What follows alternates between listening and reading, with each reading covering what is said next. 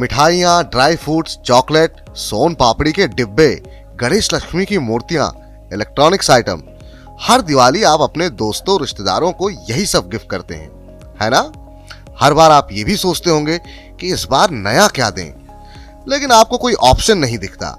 इस दिवाली हम आपको बताते हैं कुछ नया और अनूठा विकल्प। इस दिवाली आप अपने दोस्तों रिश्तेदारों को शेयर्स गिफ्ट कर सकते हैं। ये एक ऐसा गिफ्ट है जो जितना ही पुराना होगा, आपके दोस्त रिश्तेदार को उतना ही समृद्ध कर सकता है। बस ध्यान ये रखना है कि आप ब्लू चिप या हाई ग्रोथ वाले शेयरों को गिफ्ट में दें।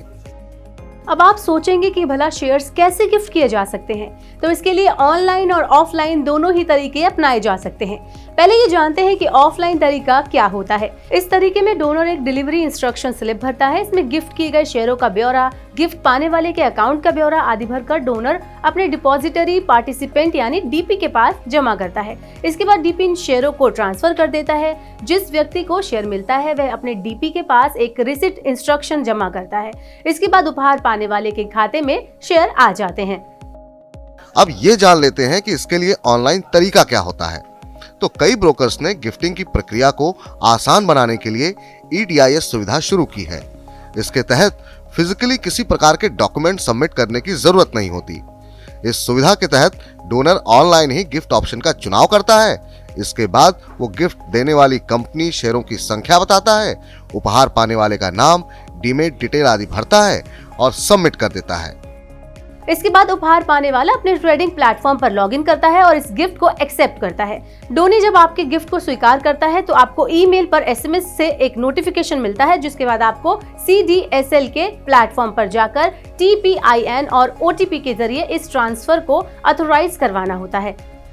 अब ये भी जान लेते हैं कि इस तरह के उपहार देने पर क्या टैक्स लगता है, और अगर लगता है तो ये टैक्स किसे देना होता है। टैक्स मामलों के एक्सपर्ट बलवंत जैन बताते हैं कि टैक्स के मामले में ये बात अहम है कि डोनर यानी गिफ्ट देने वाले और डोनी यानी गिफ्ट हासिल करने वाले के बीच रिश्ता क्या है। अगर उपहार इनकम टैक्स एक्ट के तहत तय किसी रिश्तेदार को दिया जाता है तो उस पर कोई टैक्स नहीं लगता, चाहे उसका मूल्य कुछ भी हो। लेकिन अगर करीबी रिश्तेदार के अलावा किसी को गिफ्ट दिया जा रहा है और उसकी कीमत 50,000 रुपए से ज्यादा है, या उसे पूरे 1 साल में मिलने वाले उपहार का मूल्य 50,000 रुपए से 1 रुपए भी ज्यादा हो जाता है, तो उपहार पाने वाले को टैक्स देना होगा। ये टैक्स उसके इनकम स्लैब के हिसाब से लगेगा। गिफ्ट से होने वाली आय को अदर सोर्सेज के आय के मद में रखा जाता है। गिफ्ट देने वाले को बस एक ट्रांसफर चार्ज देना होता है। इसके बाद शेयर आपके ट्रेडिंग अकाउंट से डेबिट हो जाएंगे। जिस दिन गिफ्ट दिया जाता है उस दिन के क्लोजिंग प्राइस को ही डोनर और डोनी के लिए एग्जिट और एंट्री प्राइस माना जाता है। आप डीमेट खातों से शेयर, ETF, गोल्ड बॉन्ड कुछ भी गिफ्ट कर सकते हैं। तो इस दिवाली आप तैयार रहिए अपने प्रियजनों को समृद्धि में हिस्सेदारी देने के लिए।